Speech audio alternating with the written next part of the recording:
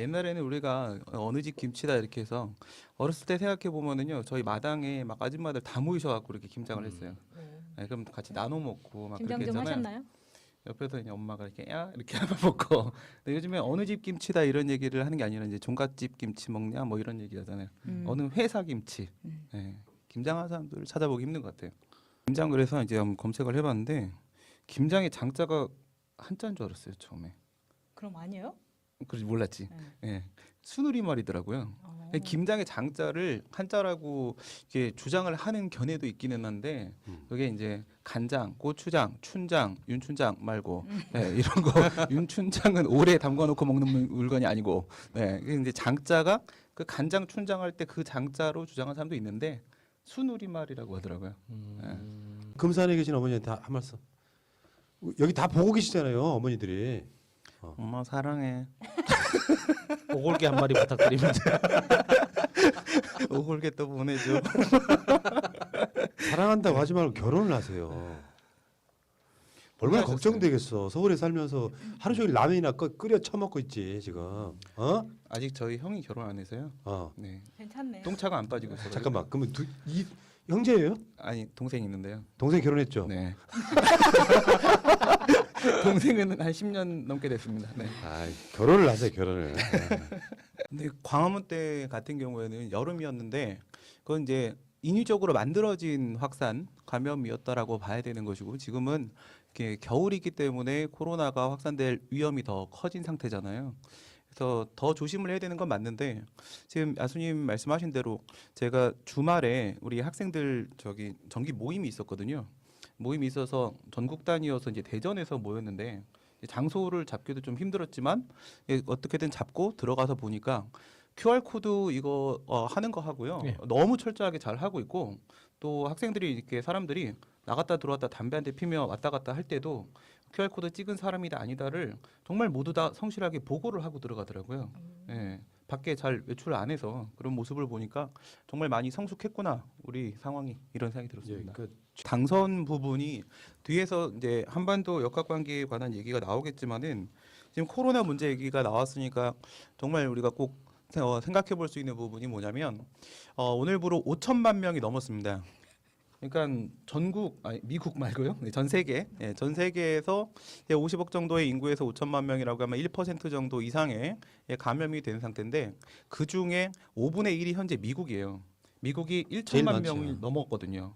이런 상태이기 때문에 바이든 당선자라고 이제 불러야 되겠지만은 바이든 당선자 입장에서 뭐 경제 회복이라거나 또 아니면 유럽 국가들과의 관계 회복이라거나 뭐 이런 문제들 다 떠나서 우선은 살아야 되는 거니까 살기 위해서는 코로나 문제 생각하지 않을 수 없고 그러려면 우리의 협조가 절대적으로 필요할 수밖에 없다고 보여집니다.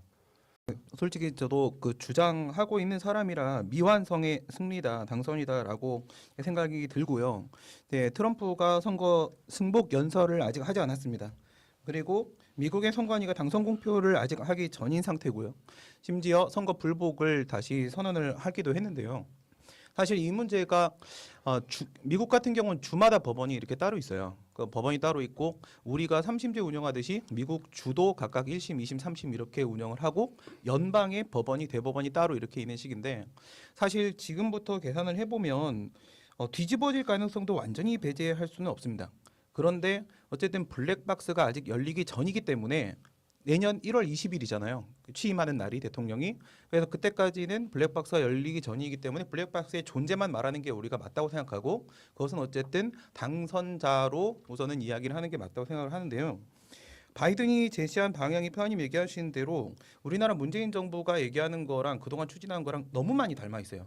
건강보험 얘기하는 것도 마찬가지고 통합을 논하는 것도 마찬가지고 힐링을 주장하는 것도 마찬가지고 상당히 닮아 있는데 그래서 바이든하고 우리하고 상당히 비슷한 거 아니냐. 저기도 민주당 우리도 민주당 뭐 이렇게 파랑색 우리도 파랑색 이렇게 생각을 하지만 똑같은 건 아니다. 저는 그런 말씀을 좀 예, 드리고 예. 싶고요.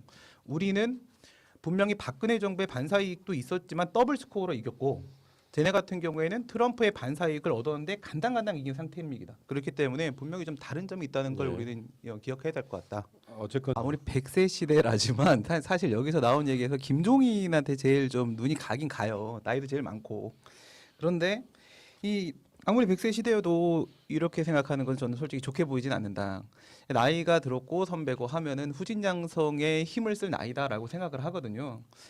그래서 근데 오히려 지금 바이든의 문제를 보게 되면은 이상한 걸 좀 느끼잖아요. 뉴스에서도 부통령인 해리스에 자꾸 이렇게 시선을 줍니다. 시선을 주는 이유가 바이든이 나이가 너무 많아서 부통령에게 관심을 가질 수밖에 없는 그런 영향도 있다라고 생각을 하거든요. 부통령에 우리가 이렇게 관심을 가졌던 적이 과연 있었을까? 트럼프 때 펜스한테도 관심이 그닥 우리가 없었고 왜요? 그 펜스 그 원칙. 뭐 울타리 펜스를. 예. 펜스를. 그 펜스구나. 펜스로 예. 그 펜스였어. 그래서 이렇게 여자들 안 만나고 남자들끼리만 놀러 다니고 막 이런 게 네, 있었잖아요. 뭐 울타리 원칙 뭐 네. 있고요. 네. 그리고 오바마 때 바이든이잖아요. 그때도 오바마한테 아예 이렇게 눌려가지고 바이든에 큰 그게 가지 않았었는데 이번에 해리스한테 이렇게 가는 이유가 도대체 뭘까? 단지 여성? 아시아 남아시아? 뭐 아니면 블랙? 이것 때문일까라는 생각이 저는 솔직히 안 들었어요. 그러니까 뭔가 다른 이유가 있지 않을까? 그게 아까 말씀드렸던 우선 대통령의 나이가 너무 많고요. 이 부분에 대해서 걱정스러운 부분이 있고 두 번째 이 사람이 선거에 출마해서 한 말이 난 단임으로 하겠습니다라고 분명히 얘기했어요. 재선을 나가지 않겠다 했기 때문에 그럼 다음은 이런 고민이 들 수밖에 없고 그럼 다음은 다시 트럼프가. 그렇게 될 수도 있잖아. 그러니까 이제 나올 수 있죠. 부통령에게 관심을 가져줄 수밖에 없는 거지 민주당 입장에서는. 그리고 이 바이든이라는 사람 자체도 원래 오바마 때 부통령 출신이란 말이죠. 부통령 출신이 대통령이 됐기 때문에 이 사람의 부통령도 다시 대통령이 될 수 있지 않겠는가? 이런 것들을 고민을 하게 되면은 해리스에게 당연히 이렇게 조명이 될 수밖에 없지 그렇죠. 않겠는가? 임기 중- 그럴 수밖에 없는 게 이 우리나라 미국의 부통령이라고 하면 그냥 말 그대로 그냥 바이스거든요. 그냥 바이스기 때문에 말씀하신 대로 대통령의 역할을 그림자처럼 뭐 수행하는 뭐 그런 정도의 역할을 하는 것이고 이 사람을 사실 보고 찍은 건 아니라는 거죠. 러닝메이트긴 하지만 이 대통령 후보가 지명을 한 사람이잖아요. 그러니까 자기가 선출됐다라는 또 의미를 부여하기도 힘들고 그다음 우리나라랑 비교하면 우리나라의 국무총리 정도의 역할을 하지 않을까 한번 생각해 볼 수 있는데 우리나라 국무총리처럼 아예 헌법에서 명시돼 있고 그 자신의 역할이 분명한 또 그런 역할도 아니거든요. 그러니까 이 해리스에 이렇게 자꾸만 스포트라이트 가는 게 전 너무 신기했던 거예요. 나는 그 부분이 전 되게 중요한 부분이라고 생각이 들고 지금 조 바이든, 아빠 바이든이 둘째 아들 바이든, 헌터 바이든을 등장시키지 않는 이유는 분명하다. 그래서 절대 트럼프와 달리 이번에는 가족 정치 같은 거 절대 하지 말았으면 좋겠고요. 그럴 수밖에 또 없는 이유가 있어요. 지금 야수님 얘기하신 대로 그 우크라이나 그 사태가 이 헌터 바이든이 이제 연루가 돼 있는 부분이 있어요. 검찰총장을 쳐내버렸거든요. 우리나라 검찰총장을 생각을 해보시게 되면 윤석열 생각해 보면 이거 함부로 실수 없는 문제인데 다른 나라 부통령이 쳐버렸다라는 지금 그런 이제 스캔들이 있거든요. 근데 그게 이메일로 왔다 갔다 한 흔적이 발견이 된 거예요. 근데 전 이 이메일이라는 부분이 또 눈에 보이는 건데 왜 보이냐면 우선 최순실 생각해야 되고 힐러리 생각을 안 할 수가 없는 거죠. 최순실 게이트를 생각을 해보시면요. 그냥 동네 아줌마 아무것도 아닌 아줌마가 이메일을 통해서 연설문을 작성을 하고 이러면서 국정농단에 개입을 하는 일들이 있었단 말이죠. 그다음에 힐러리 클린턴 같은 경우에도 이메일 110건 정도를 국정과 관련된 내용을 메일로 개인 메일로 왔다 갔다 한 그것 때문에 결국은 이제 국민 밉상이 돼버리기도 했고 이런 일이 있었단 말이죠. 그래서 이 헌터 바이든의 이메일 문제는 뭐 아직도 다시 수사를 한다라고 하는데 조 바이든은 헌터 바이든과 거리두기를 좀 사회적 거리두기를 거리두기를 해주시기 바랍니다. 근데 이게 문재인 대통령이 트윗까지만 딱 보내고 축전을 아직 보낼 수 없는 이유는 뭐 여러 가지 이유가 있을 건데 사실 저는 지금 보고 있는 게 하나가 있다고 생각하는 게 강경화 장관이 갔어요 방미를. 이게 돌아오고 나면 문재인 대통령의 정확한 이제 발걸음이 나오지 않을까라는 생각이 드는데요. 강경화 장관 이 문제를 제가 좀 이거랑 연결해 생각을 해보게 되면 이 시점에서 왜 갔냐 이렇게 얘기하는 사람들도 있어요. 하지만 이것은 원래부터 예정되어 있었던 일정이기 때문에 어쩔 수 없고요. 그 다음에 이 갔으면 폼페이오 만나야 되거든요. 폼페이오 왜 만나냐?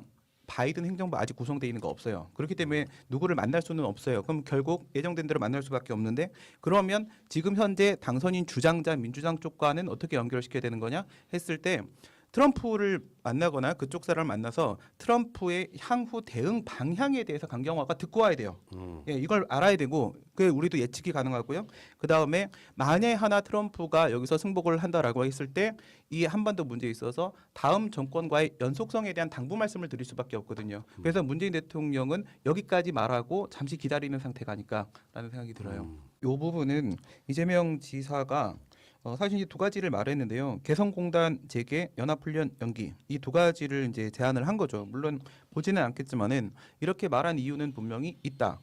우선 김정은이 2021년 1월달에 대남이나 대미나 대외적 정책에 대한 발표가 나올 수밖에 없어요. 신년이니까. 그 다음에 얘들 같은 게 바이든 같은 경우에도 1월 20일 날 취임을 하게 돼요. 결국 1월달에 중요한 일정들이 맞물리게 되거든요. 그럼 그 이후의 상황에서 이렇게 하자라고 얘기한 것이 남북이 지금까지 중재자 역할에서 더 나아가 주도적 역할로 바뀌어야 된다라는 얘기를 하는 건데요. 가장 간단한 것만 먼저 말씀을 드리게 되면은 이 뭐 기후 협약 문제라거나 국제기구 또 유럽에 있는 국가들과의 관계 이런 것들을 회복하고 코로나 문제 당장 해결해야 될 급선무 과제들이 있고 이러다 보니까 바이든은 취임 이후 내년 1월 이후에도 한반도 관련돼서 적극적으로 움직이기 힘들 거란 말이죠. 그러니까 남북이 움직이는 거에 대해서 그냥 지켜봐라. 예, 그런 의미로 얘기를 하지 않았을까라고 생각해요. 문제를요. 우리가 항상 뭐 얘기한 대로 노무현 대통령 때는 부시였고 오바마 때는 이명박근혜였다. 이런 얘기는 우리가 넘어가서 현실적인 문제를 생각을 해보시게 되면요. 우선은 미국 대통령이라는 트럼프가 김정은과 3번이나 만났다. 이 사실을 미국 바이든이 대통령 당선자 주장이니 이것을 부정할 수는 없는 거예요. 이 연속성 자체를 부정을 해버리면 나라의 위상이 국격이 떨어질 수밖에 없다고 생각이 들고요. 그다음에 야수님 말씀하신 ICBM이나 SLBM과 같은 대륙간 잠수함 탄도미사일이 사정거리가 상당히 길어졌거든요. 지금 신형을 지난번에도 보여줬었고요. 이걸 그냥 무시할 수 있는 문제가 아니고 그다음에 또 한 가지 생각해봐야 될 게 트럼프 당선 당시하고 비교를 해보게 되면요. 당시에는 정말로 강대강구도였었거든요. 일촉즉발 상황이었었고 항공모함까지 여기 전진 배치되고 그랬었는데 지금 그런 상황이 아니고 그리고 결정적으로는 바이든은 지금 우리가 필요하죠. 바이든은 코로나 극복 못하면 나라는 그냥 쫄딱 망하는 상황이거든요. 그래서 우리가 필요하기 때문에 저는 이제 좀 분홍빛 전망을 보고 싶다. 그런데 저도 말씀하신 대로 결국은 흑백, 흰돌, 검은돌, 흰돌, 검은돌 이거일 뿐이다. 결국은 미국일 뿐이고 그리고 지금 누가 됐느냐가 이게 대박집이냐 쪽박집이냐 알 수 없는 문제고 하지만 제가 계속 보는 건 그 우리한테 도움을 청하지 않나 하더라도 코로나는 쟤들은 극복해야 될 가장 급선무기 때문에 그 시간 동안에 우리가 한반도 문제를 주도적으로 풀 수 있는 시간적 여유와 기회가 보장될 수 있지 않겠냐 이 부분을 저는 좀 생각이 하고 있는 거거든요. 하겠다고 생각해요. 예, 이 바텀업으로 올라간다고 하면 결국은 우리가 그동안 얘기했던 그 스냅백 방식. 그러니까 트럼프 같은 경우에는 조건부 협상을 하려고 하니까 이만큼 주고 니네 이만큼 포기하고 한 방에 끝내려고 했는데 이걸 스냅백 방식으로 하나씩 스텝 바이 스텝으로 가게 되면 지금 얘기하신 대로 우리 이만큼 할게 니네 이만큼 해. 우리 이만큼 할게 니네 이만큼 해. 이게 바이든은 먹힐 수 있는 상대다. 네. 차라리 이런 경우라면 조롱을 해버리는 것도 방법이라고 저는 생각을 해요. 아예 그런 식으로 유도 질문을 가지고 교란을 주고 있다라고 한다면 아예 그 여론조사 기관 자체를 조롱해서 없애버리는 방법도 사실 찾을 수 있다고 저는 생각하거든요. 무슨 말씀이냐면 뭐 기계냐 사람이냐 뭐 이런 부분도 있을 수 있겠지만 트럼프가 지난번에 100만 명이 온다라고 했는데 사실 1만 명밖에 안 와서 정말 창피했던 상황이 있었잖아요. 네. 그게 우리 K-팝 팬들하고 또 틱톡인가 그쪽에서 갈 거야라고 다 밀어놓고 안 가버리는 거잖아요. 마찬가지 방식의 여론조사 대응도 가능할 수 있거든요. 그러니까 여기서 이쪽을 지지합니까라고 했을 때 우리가 반대로 국짐을 지지한다라고 그냥 답변을 해버리는 거예요. 그럼 저쪽이 100%가 나오는 거야. 그럼 리얼미터 없어지는 거죠. 그러니까요. 지금 말씀하신 게 정확하시고요. 그러니까 이거는 선별적 접근 방식으로 원자력 발전소 원자로라고 우리가 법에서는 얘기를 하는데 이 원자로라는 것은 경제성 문제와 안전성 문제와 두 가지 측면에서 선별적 접근을 해야 되고 지난번에 말씀드린 대로 이 경제성에 대한 문제는 안전성을 확보하기 위해 들어가는 비용까지 포함한 경제성에 대한 판단이 나와야 됨에도 불구하고 이번 감사원은 그렇지 않았고 그걸 지금 국짐당이 물고 늘어지는 건데 좋아요. 그러면 안전성과 경제성 중에서요. 안전성 부분에서만 문제가 생기고 있는 거냐 그게 아니라 제가 그래서 두 개의 논문을 확인을 해봤는데요. 우리나라 원자력 발전의 노형을 고려한 계속 운전의 경제성 비교 연구라는 논문 하나 하고 원전 위험을 둘러싼 지역 정치 연구 고리 1호기와 월성 1호기의 사례 비교를 중심으로라고 되어 있는 이 두 개의 원자로를 비교한 건데요. 결론이 어떻게 나왔냐면요. 결론만 말씀드리면 이 고리 1호기는 박근혜 정부 때 폐쇄시켜버린 거예요. 폐로시킨 거고 월성 1호기는 지금 계속 운전시키자고 계속 가동시키자고 얘네들이 주장을 하고 있는 건데 경제성 측면에서도 고리 1호기는요. 월성 1호기보다 훨씬 더 나았었어요. 그러니까 고리 1호기가 월성 1호기보다 경제성도 훨씬 더 낮고 좋고 그리고 안전성도 훨씬 더 좋고 그래서 당시에 국진당 애들이 이런 말을 해요. 안전할 때 끄자. 지금 엄청나게 안전한데 그냥 끄자. 고리 1호기 이렇게 꺼버렸어요. 그리고 경제성 측면에서도요. 당시에 다 논문의 분석이 어떻게 돼 있냐면 고리 1호기는 20년까지 계속 운전을 하는 것이 맞다라는 결론이 나왔고 월성 1호기는 끄는 게 맞다라는 결론이 나왔는데 지금 국진당은 이 모든 거를 자기가 했던 얘기를 다 눈 감고 반대로 얘기를 하고 있는 거예요. 고리 1호기를 껐다면 월성 1호기는 그 옛날에 껐어야 돼요. 그게 말이 안 되잖아요. 그 말씀 연결해서 말씀을 드리면은 결국은 분석을 이 월성 1호기 문제잖아요. 월성 1호기 문제에서도 심각한 삼중 수소 노출로 폐쇄되어야 된다라는 게 중론이에요. 전문가들의 중론이 이거예요. 그러니까 이건 너무 위험하다는 거예요. 지금 월성 1호기 이거 너무 위험해서 지난번에 제가 판례도 있다고 말씀드렸잖아요. 너무 위험해서 이건 당장 폐쇄를 해야 되는 것이고 고리 1호기랑 비해서 너무 낮은 경제성 때문에서라도 폐쇄를 해야 되는 것이고 원자력 발전소를 유지할 거면 여기서 나온 결론은 뭐냐? 신규 원자로를 차라리 만들어라. 이건 더 이상 이용할 수가 없는 물건이다가 결론이에요. 예. 네.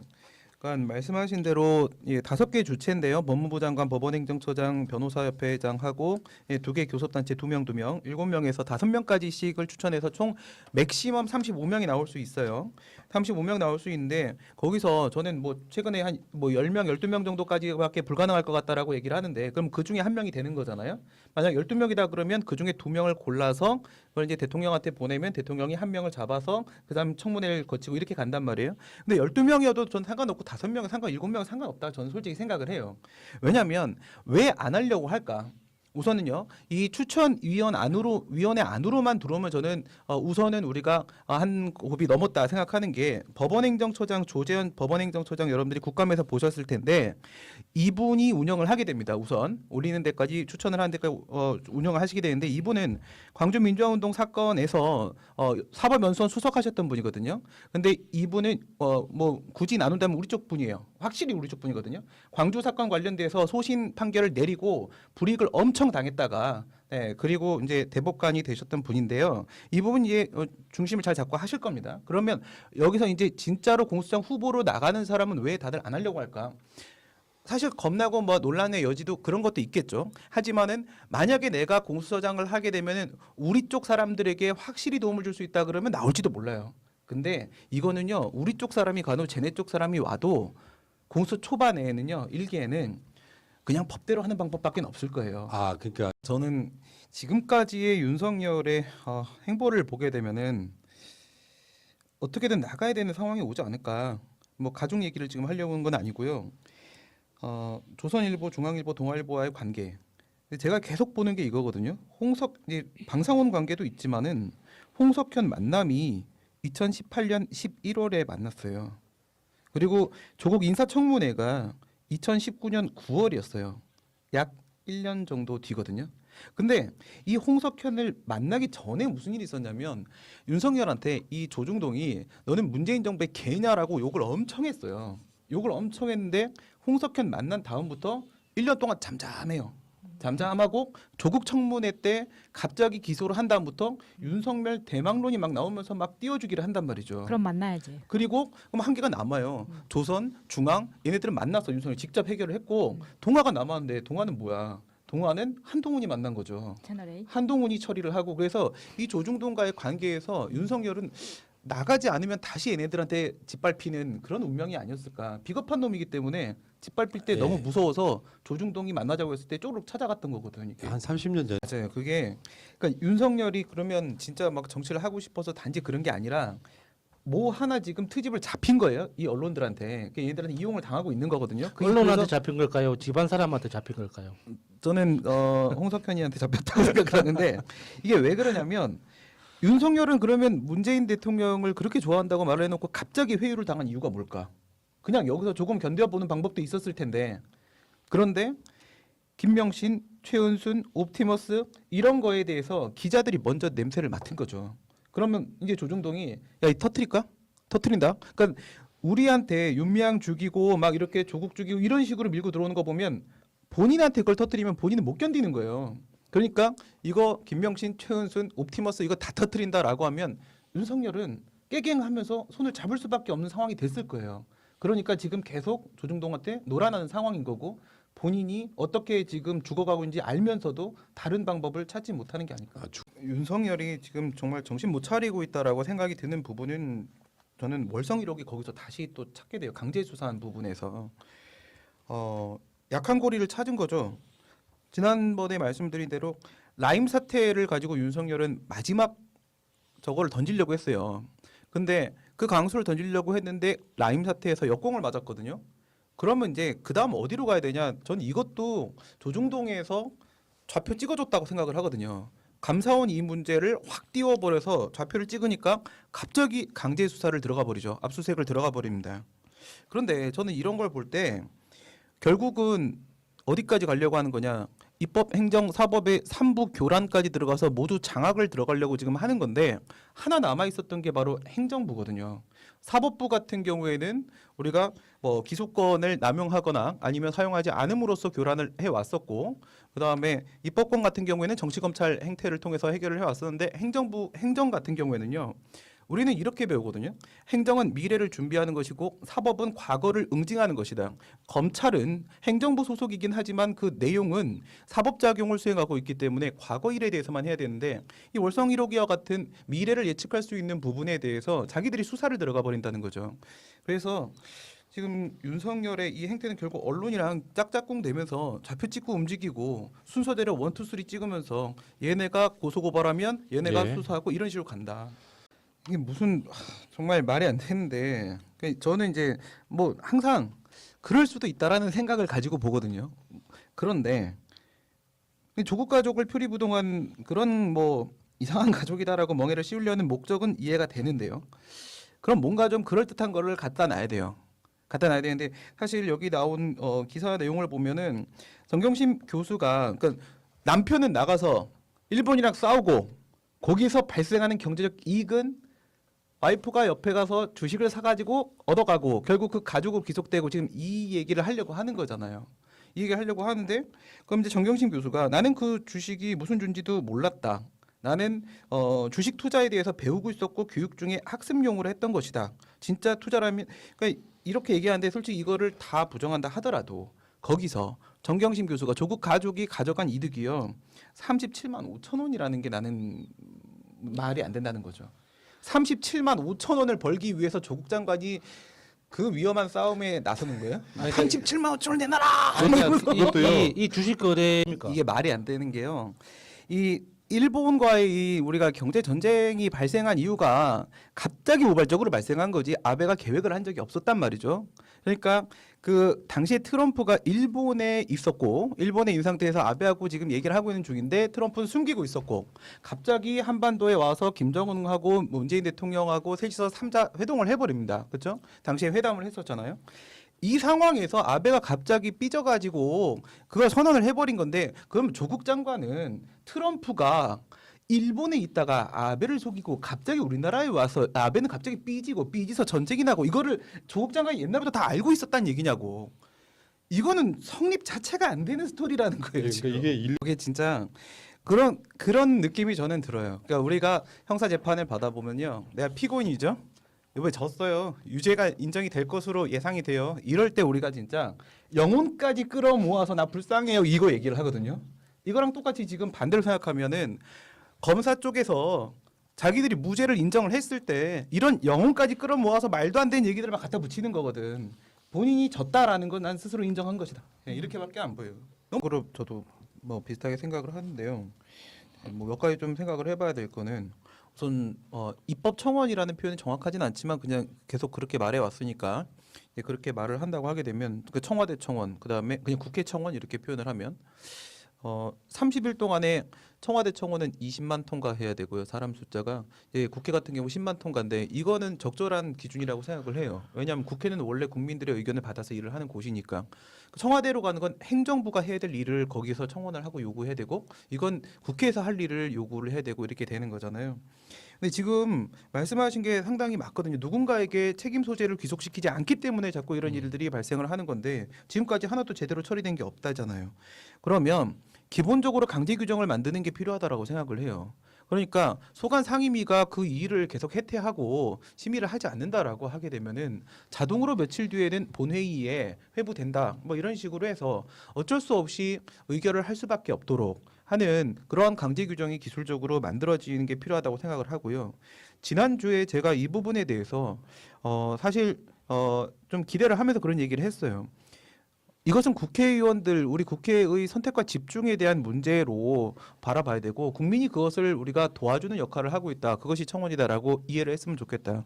그런데 진짜 이런 식으로 계속 나가버리게 되면 국회라는 곳 자체가 떠먹여주지 않으면 아무 일도 하지 않는 그냥 그런 곳으로밖에는 인정이 안 돼요. 그 얘기의 전제는 10만이 넘었으면 그 청원에 대해서 정상적으로 심사한다는 전제였는데 좀 경각심을 가셨으면 좋겠네요. 지금 비오 끝나면 이제 방법이 없습니다. 그러니까 지금 왜 이렇게까지 단식을 하고 하는 것인가?